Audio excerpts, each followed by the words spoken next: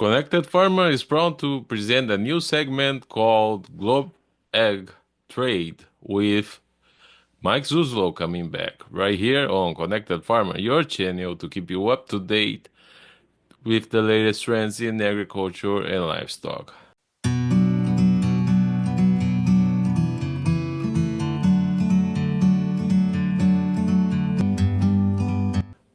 So, Mike, it's good to have you back. For those of you that don't know him, he's an ag analyst that several times came to our show, and he's based out of Kansas. And now we are launching a new segment called Global Ag Trade, and we are going to focus on the BRICS and the impacts in agriculture in the United States. So, how are you, Mike? I want to invite you to talk about the project in Peru that might impact the agricultural sector, which is the Chancay port, a project that was helped by China. How do you see that impact in agriculture and livestock? Yeah, it's really great to be back with you, Luis. And I'm very excited to start this new program with you in this new spot on our podcast because I really think it's going to become one of the, if not the major thrust and keys to the price trend of the commodities, especially agriculture, but also metals when it comes to the next couple years. And it's great that we start off, as you say, with the Chancay port in Peru. When you think Peru, you think copper. You think about the port system not being able to get to China directly because of the size of the ships that can get into Peru on the Pacific Ocean on the west coast of Peru. But China has changed that. They have inaugurated, as of November, a brand new megaport. It will be able to take the largest ships that are built. And even if we make bigger ships, it sounds like they're going to be able to take those as well with a very deep water port. Costco from China has 60% ownership in this port. And the important thing for the viewer and the listener of this program is we're doing this because of the trade policies, the deglobalization that we're going through and have been going through since the pandemic. The what some would call the 21st century mercantilism is a term that many are throwing around right now about how China is doing their international trade. I call it the New East and New West. I've been talking about that for the better part of 2 years, where there are trading blocks and political blocks that are now setting up against one another in case deglobalization goes to that next level. And I think we're just right on the precipice of that. So, the great focal point to start this whole series about the BRICS, about the West, is this port and the fact that it's going to shave the lot of time off of goods going, whether it's copper or whether it's soybeans, a lot of time going straight to China, not have to go to Monterey, not have to go up to the California ports before heading back all the way over to China and crossing the Pacific, essentially taking the transit time from 35 days down to 23. That's a third of a time. And this is just the beginning as far as the infrastructure build out that China has started to do with Latin America and the Caribbean. I'll finish with this, and this is a statistic that really struck me, Luis, when I started to do my webinar for clients on the what I call Trump tariffs and trade as we get into 2025. And I concluded my part one of my client webinar, getting ready to post part two. But it just shocked me that in terms of China related ports in the Caribbean and Latin America, some put that number up as high as 40 individual ports in the Western Hemisphere. And I think it was CSIS came up with the figure that 22 of the 33 Latin American and Caribbean countries have bilateral trade agreements already established with China right now. And so you can really see, I think, when you think about this megaport and you think about those kind of statistics, China has been doing a lot of work since President Trump's first administration. And I think it's going to be a lot different situation in terms of our trading policies and how tough of a situation we may get into if we don't get things set up very nicely by the time we get to Inauguration Day. Well, and from what country do you think that this port might receive soybeans? Because it's kind of a long shot that this port will receive any soybeans from Brazil. The closest state would be at a distance of 40 hours by land from that port. And Mato Grosso is still further away from there. So, do you think China might help investing in Peruvian roads and Brazilian roads? Yeah, this is why I'm so excited to do this with you because this is going to be a true partnership of knowledge sharing because of your background and in the South American and Latin American understanding and foreign policy as well as infrastructure versus my economics and trade policy. And you hit the nail on the head, as oftentimes we do when we get together. If China is going to succeed in effectively combating the United States, if trade conditions get worse between our two countries, they have to have South America as the go to.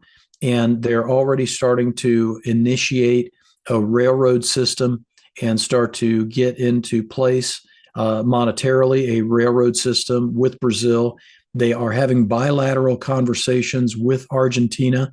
In fact, the head of Argentina, Milei, and President Xi met during the BRICS or the G20. I can't remember which one it was, but they just met in late November together to talk about their relationship. And so I truly believe that China is very serious about utilizing Brazil, Argentina, and Paraguay for the agriculture goods and very serious about getting a lot of copper out of Peru, since Peru is very well known around the world as the major player in the copper mines.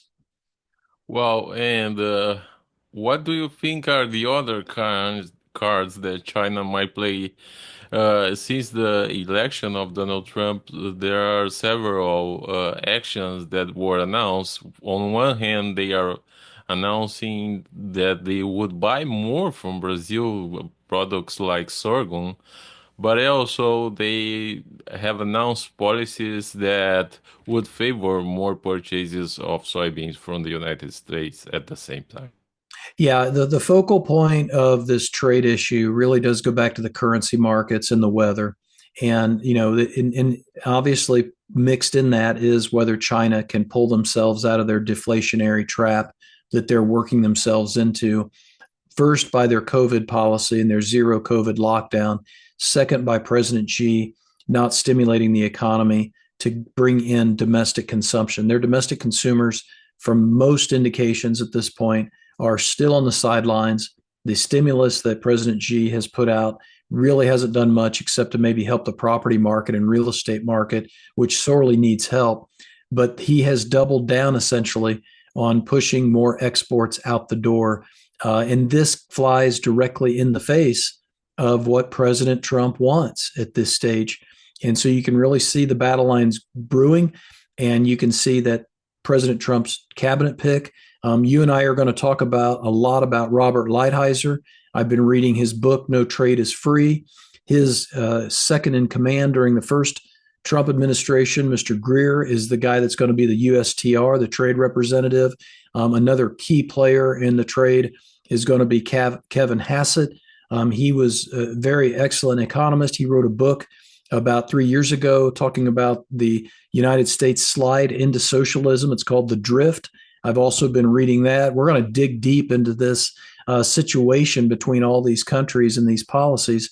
But to get back to your point, if the South America crop is substantial, like many are now starting to say it is, especially for Brazil, then it makes it a lot easier with a weak Chinese currency, a weak Brazilian currency, and excess supplies of Brazilian soybeans for China to potentially cancel soybean purchases that they've been buying from the United States over the last 30 to 40 days if things do get rough between the two countries.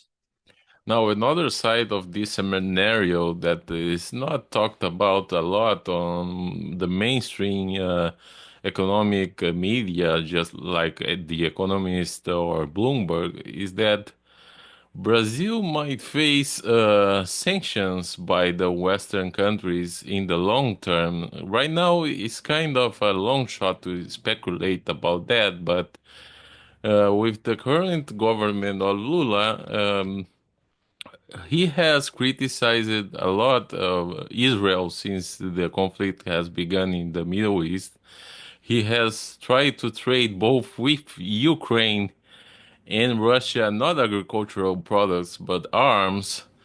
So, and also he has been involved in trying to dump the US dollar with China and Russia. So, it's kind of a long shot to speculate about that, but I don't think is a crazy scenario to talk about at this point. No, I think this is the thing that we have to realize in the commodity trade is that there used to be a term back in the 1980s that was referencing the United States, and it's called strategic trade policy, and we gave up on that in light of the World Trade Organization and the free trade, the globalization push that we had from the essentially the mid to late 1980s, essentially by Tiananmen Square in 1989 and the fall of the Soviet Union, which were right upon one another. That's when the United States and the free trade mindset really took hold. And then in 1999 through 2001, China jumped in there, getting most favored nation status, getting the WTO, and these are the types of we've had a whole generation plus of trade that we forgot about the prior generation. I think that's what you and I are going to help the viewer do so much. And these are not going to be one-off conversations. That's why I'm so excited about this being a whole program, and this is going to be a continuation that we focus on. But going back to what you talked about with Lula, I was questioning myself and wondering why did Lula not join some of the later pieces of what China had offered in terms of a group atmosphere. And it's interesting, now he's doing a lot more bilateral trade with China, and it makes sense, especially in light of President Trump coming in and suggesting last weekend that if any of the BRIC nations try and disavow or throw out the US dollar for and in favor of another type of currency block or bilateral currency trade, that will immediately bring in 100% tariffs on goods from the United States. And so the stakes could not be higher. We are in a generational shift of trade, and it's hard to live through a generational shift of trade unless you have people talking about it. And I think that's what I'm most excited about, because I really do think that what we bring to the table in this podcast could really help profitability for agricultural producers. And it really helps, I think, to give us an idea in 2 or 3 or 4 months. We Yes, don't yeah, we and don't for all right. we don't look back and say, why didn't we sell $10 November 25 beans? And that's really what it's about. Yeah, and for those of you that are not familiar with the Brazilian trade with the US or European countries, in the case of the European Union, Brazil exports soybeans and especially organic soybeans and certified soybeans. And for the United States, Brazil imports a lot of technological auto parts. So, in case that the U.S. sanctions Brazil, the car manufacturing in the country would be affected. And in the case that the European Union sanctions Brazil, the soybean exports will be affected significantly. But in any case, I think that's still far away, but that is something that might happen. Yeah, and I would say the first 100 days of President Trump's um, term, is going to be extremely important because a lot in the markets, a lot of people in the markets, commodities and financial people that I follow and listen to and talk to really aren't buying into the idea that these tariffs are going to be really put forth, Luis, and that this is just a bargaining tool. And it may be at first, but if things don't go well, I have enough confidence in my research, and you and I are going to go through this over the course of the next few months, that I think President Trump is very serious about putting his trade policy and his foreign policy directly together and making them one and the same. And it makes sense to me as a political scientist and a historian because China has broken the Monroe Doctrine. You know, we set up the Monroe Doctrine back in the 1800s. It was initially for Europe when we said, look, in the Western Hemisphere, we do not, in the United States, want another strategic adversary in the Western Hemisphere, and we're gonna push back hard if we have that. And we did that as recently as the 1960s with the Bay of Pigs, with President Kennedy setting up that blockade, that naval blockade, when the Soviets put the missiles in Cuba. And he essentially used the Monroe Doctrine in terms of how he did his foreign policy. But with China having such an interest in Latin America and the Caribbean now, a financial and infrastructure interest, they, in my opinion, have broken the Monroe Doctrine. I think President Trump knows that, and he wants to get that pushed back some. So I think this again. I'll reiterate. I think both parties are very serious. It's not going to be the same as first term as President Trump by either the president or by China, in my opinion. And I think the groundwork has been laid to where if this doesn't go smoothly very quickly, it could get very, very rough, both trade wise and militarily, and geopolitically. Yeah, so we have still a lot to discuss. By the next show, I think we have to speak still about Mexico. How does Mexico play in all of this? And what would you suggest for the corn and soybean growers in the short term before we end this edition? Yeah, I think the Mexico and Canadian side of the equation, I think we need to take in and do those in separate episodes and really drill down in each one of those countries.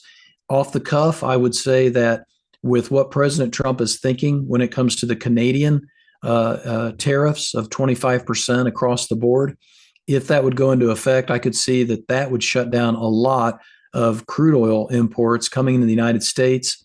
And then if President Trump also sanctions Iran and shuts down their oil market again, like he did in the first term, I think that could actually bring a substantial rally potential in the WTI New York crude oil markets. And that's something I'm working on right now. But that is the good side of the energy equation with Canada in terms of prices. But if those Canadian tariffs come in play and ethanol gets it mixed up in it, we send a lot of ethanol to Canada, and we can talk more specifically about that on the next podcast. But the key is for either Mexico, China, or